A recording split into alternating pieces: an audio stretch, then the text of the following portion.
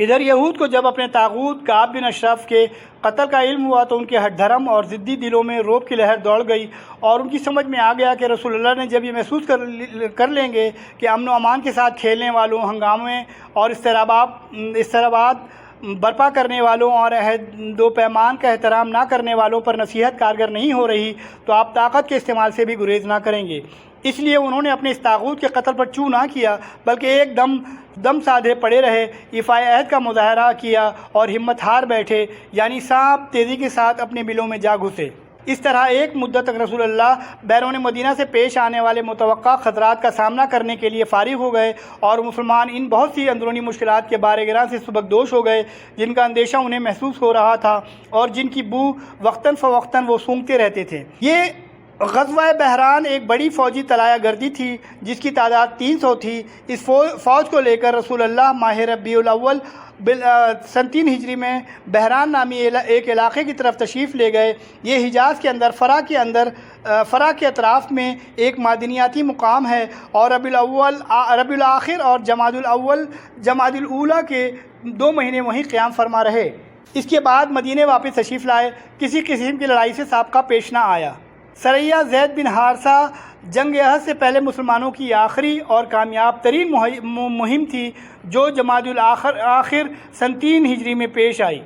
واقعے کی تفصیل یہ ہے کہ قریش جنگ بدر کے بعد سے قلق و اضطراب میں مبتلا تھے، مگر جب گرمی کا موسم آ گیا اور ملک شام کے تجارتی سفر کا وقت آن پہنچا تو انہیں ایک اور فکر دامن گیر ہوئی۔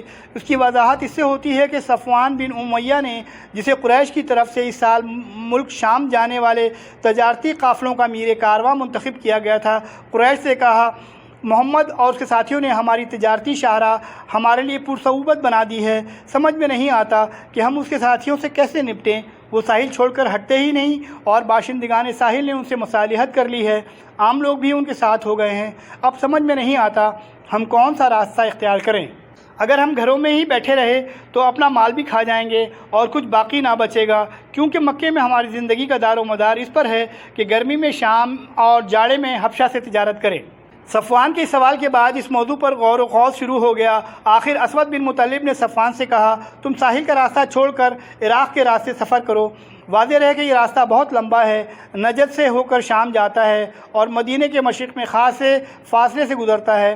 قریش اس راستے سے بالکل ناواقف تھے، اس لیے اسود بن مطلب نے صفوان کو مشورہ دیا کہ وہ فرات بن حیان کو، جو قبیلہ بکر بن وائل سے تعلق رکھتا تھا، راستہ بتانے کے لیے رہنما رکھ لے، وہ اس سفر میں اس کی رہنمائی کرے گا۔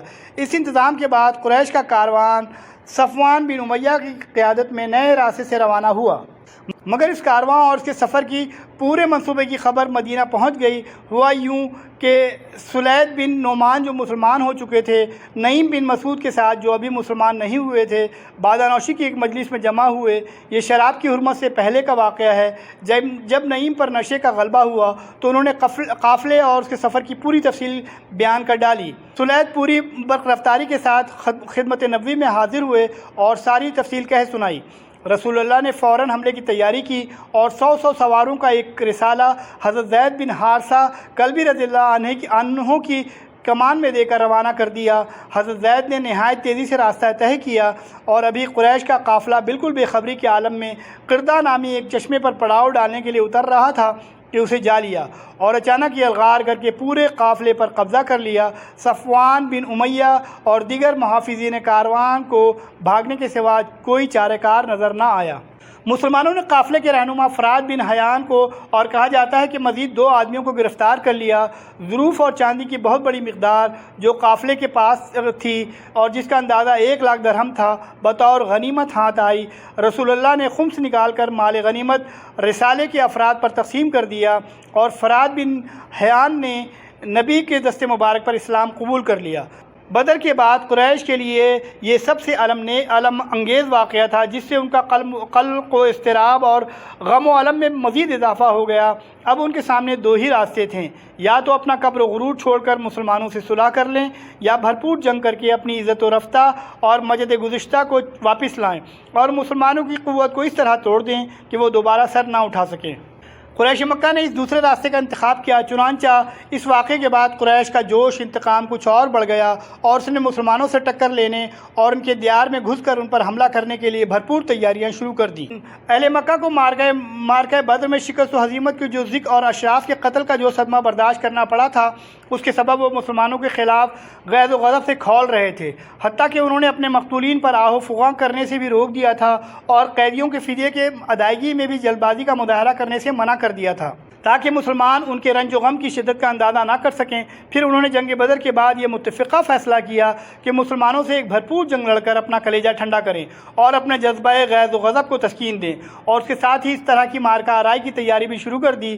اس معاملے میں سرداران قریش میں سے اکرمہ بن ابو جہل، صفوان بن امیہ، ابو سفیان بن حرب اور عبداللہ بن ربیعہ زیادہ پرجوش اور سب سے پیش تھے۔ ان لوگوں نے اس سلسلے میں پہلا کام یہ کیا کہ ابو سفیان کا وہ قافلہ جو جنگ بدر کا باعث بنا تھا اور جسے ابو سفیان بچا کر لے جانے میں کامیاب ہو گیا تھا، اس کا سارا مال جنگی اخراجات کے لیے روک لیا، اور جن لوگوں کا مال تھا ان سے کہا، اے قریش کے لوگوں، تمہیں محمد نے سخت دھچکا لگایا ہے اور تمہارے منتخب سرداروں کو مار ڈالا ہے، لہذا ان سے جنگ کرنے کے لیے اس مال کے ذریعے مدد کرو، ممکن ہے ہم بدلہ چکا لیں۔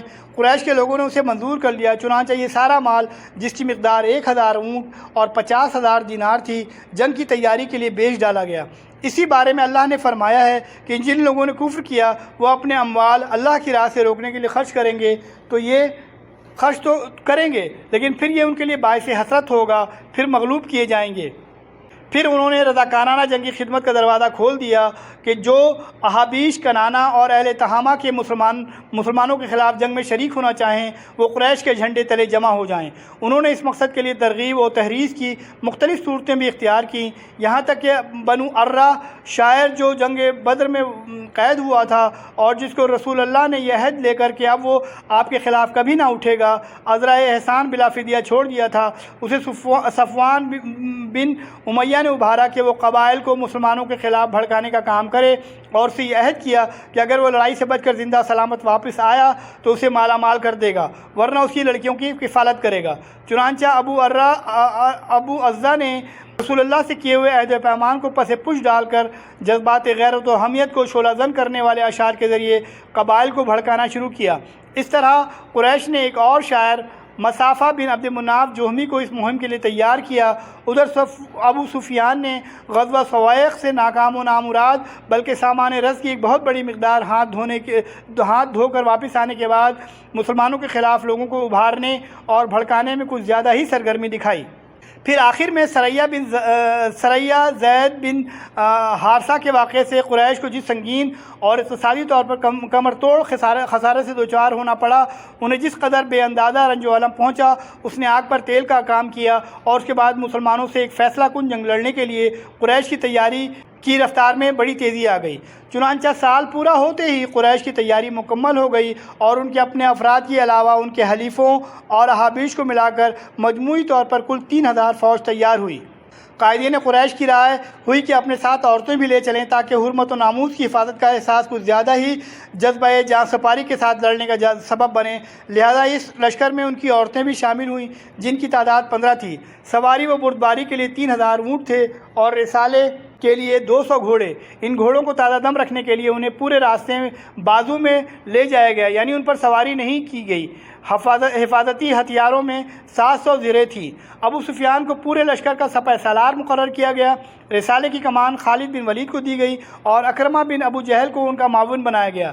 پرچم مقرر دستور کے مطابق عبداللہ بن عبدالدار کے ہاتھ دیا گیا۔ اس بھرپور تیاری کے بعد مکی لشکر نے اس حالت میں مدینے کا رخ کیا کہ مسلمانوں کے خلاف غم، غصہ اور انتقام کا جذبہ ان کے دلوں میں شعلہ بن کر بھڑک رہا تھا اور یہ عنقریب پیش آنے والے جنگ کی خونریزی اور شدت کا پتہ دے رہا تھا۔ حضرت عباس رضی اللہ عنہ قریش کی ساری حرکت اور جنگی تیاروں کی بڑی چابک دستی اور گہرائی سے مطالعہ کر رہے تھے۔ چنانچہ جو ہی یہ لشکر حرکت میں آیا، حضرت عباس نے ایک خط فوراً نبی صلی اللہ علیہ وسلم کی خدمت میں روانہ فرما دیا۔ حضرت عباس کا قاصد پیغام رسانی میں نہایت پھرتیلا ثابت ہوا۔ اس نے مکے سے مدینے تک کا کوئی 500 کلومیٹر کی مسافت صرف 3 دن میں طے کر کے ان کا خط نبی کے حوالے کر دیا۔ اس وقت آپ مسجد قباء میں تشریف فرما تھے۔ یہ خط حضرت ابی بن کعب رضی اللہ عنہ نے رسول اللہ صلی اللہ علیہ وسلم کو پڑھ کر سنایا۔ آپ نے انہیں رازداری برتنے کی تاکید کی اور جھٹ مدینہ تشریف لا کر انصار و مہاجرین کے قائدین سے صلاح و مشورہ کیا۔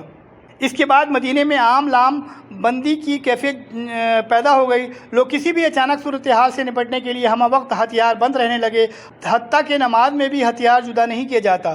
ادھر انصار کا ایک مختصر سا دستہ جس میں سعد بن معاذ، اسید بن حفیر اور سعد بن عبادہ رضی اللہ عنہ تھے، رسول اللہ کی نگرانی پر تعینات ہو گیا۔ یہ لوگ ہتھیار پہن کر ساری رات رسول اللہ کے دروازے پر گزار دیتے تھے۔ کچھ اور دستے اس خطرے کے پیش نظر کہ غفلت کی حالت میں اچانک کوئی حملہ نہ ہو جائے، مدینے میں داخلے کے مختلف راستوں پر تعینات ہو گئے۔ چند دیگر دستوں نے دشمن کی نقل و حرکت کا پتہ لگانے کے لیے طلائع گردی شروع کر دی۔ یہ دستے ان راستوں پر گردش کرتے رہتے جن سے گزر کر مدینے پر چھاپا مارا جا سکتا تھا۔ ادھر مکی لشکر معروف کاروانی شاہراہ پر چلتا رہا۔ جب اوا پہنچا تو ابو سفیان کی بیوی ہند بنت عتبہ نے یہ تجویز پیش کی کہ رسول اللہ کی والدہ کی قبر اکھیڑ دی جائے، لیکن اس دروازے کو کھولنے کے لیے جو سنگین نتائج نکل سکتے تھے اس کے خوف سے قائدین لشکر نے یہ تجویز منظور نہ کی۔ اس کے بعد لشکر نے اپنا سفر بدستور جاری رکھا، یہاں تک کہ مدینے کے قریب پہنچ کر پہلے وادی عقیق سے گزرا، پھر کسی قدر داہنی جانب کترا کر کوہ احد کے قریب عین نامی ایک مقام پر جو مدینے کے شمال میں وادی قنات کے کنارے ایک بنجر زمین ہے، پڑاؤ ڈال دیا۔ یہ جمعہ 6 شوال سن 3 ہجری کا واقعہ ہے۔